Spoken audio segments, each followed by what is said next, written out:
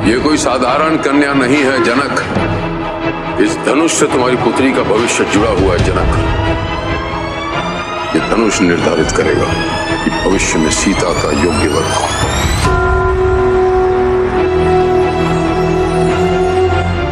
इस क्षण से लेकर मृत्यु जब तक हमें अलग ना कर दे,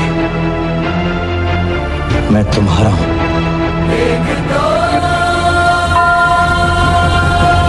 दोस्तों, रामायण में श्री राम और सीता के अलग होने की कहानी सभी जानते हैं। वनवास से लौटने के बाद एक धोबी के कहने पर सीता को राम से अलग रहना पड़ा था। क्या आपको पता है कि ये सब एक तोते की वजह से हुआ था, जिसने सीता को अपने पति का वियोग झेलने का श्राप दिया था।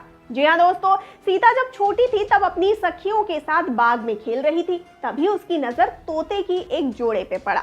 दोनों आपस में कुछ बातें कर रहे थे। सीता जाकर उनकी बातें चुपके चुपके सुनने लगी।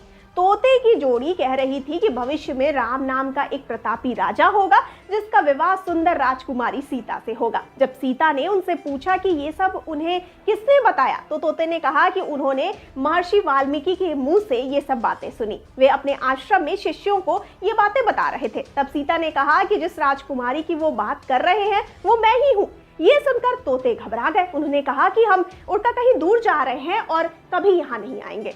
सीता ने उन्हें रोक दिया और कहा कि वो उन्हें अपने साथ ले जाएगी। इस पर तोतों ने कहा कि वे आजाद पंछी हैं और किसी पिंजरे में बंद होकर नहीं रह पाएंगे। सीता ने कहा कि वो और भी बातें सुनना चाहती है, इसीलिए उन्हें नहीं जाने देगी। तोतों की जोड़ी ने खूब विनती की, मगर सीता टस से मस नहीं हुई। बाद में सीता ने नर तोते से कहा कि ठीक है, वो उसे छोड़ रही है, मगर मादा तोते को वो अपने पास ही रखेगी। नर तोते ने कहा कि उसकी पत्नी मां बनने वाली है, ऐसा ना करे, दोनों को साथ रहने दे। सीता ने उसकी एक न सुनी। उन्होंने नर तोते को तो छोड़ दिया, मगर मादा तोते को अपने महल में बंदी बनाकर रख लिया। नर तोता अपने साथी से अलग होना सह नहीं सका। उसने सीता को श्राप दिया कि जैसे आज वो अपने जीवन साथी से अलग होना सह रहा है, उसी प्रकार सीता भी एक दिन अपने पति की जुदाई सहेगी। कुछ समय बाद तोते ने अपने प्राण त्याग दिए।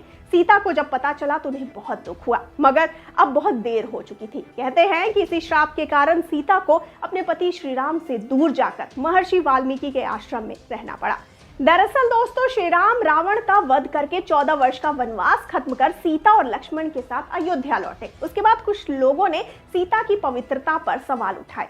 एक धोबी ने भरी सभा में सीता की निंदा की। इसके बाद श्री राम ने प्रजा का ध्यान रखते हुए अपनी पत्नी सीता को महल से बाहर निकालकर जंगल में रहने का आदेश दे दिया। उस समय सीता मां बनने वाली थी। उन्होंने वाल्मीकि के आश्रम में ही अपने बेटों लव और कुश को जन्म दिया। कहते हैं कि जिस धोबी के कहने पर श्री राम को अपनी पत्नी को छोड़ना पड़ा, वो पिछले जन्म में वही तोता था जिसने सीता को श्राप दिया था। दोस्तों, तो क्या लगता है आपको, क्या ऐसी ही कोई कहानी हमें देखने को मिल सकती है फिल्म आदिपुरुष में? आपका क्या ख्याल है, हमें फटाफट से बताइए कमेंट सेक्शन में। और जाते जाते इस वाले वीडियो को कर दीजिए लाइक और शेयर, और चैनल को सब्सक्राइब करना बिल्कुल न भूले। और मुझे यानी श्रुति को दीजिए इजाजत। नमस्कार।